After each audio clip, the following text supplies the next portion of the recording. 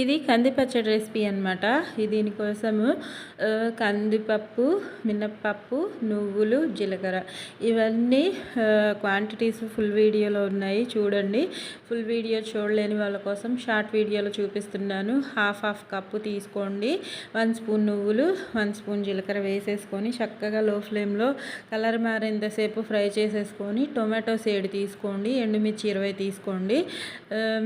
వాటిని కూడా లో ఫ్లేమ్లో చక్కగా ఫ్రై చేసేసుకొని బాగా రోట్లోనే చేస్తున్నాను. పౌడర్ పట్టుకున్నాను మినప్పప్పు అవన్నీ.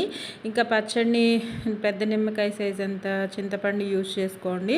మీకు క్లారిటీగా ఫుల్ వీడియోలో క్వాంటిటీస్ అన్ని ప్రాసెస్ ఉంది చూడండి. నా వీడియో నచ్చితే లైక్ చేయండి.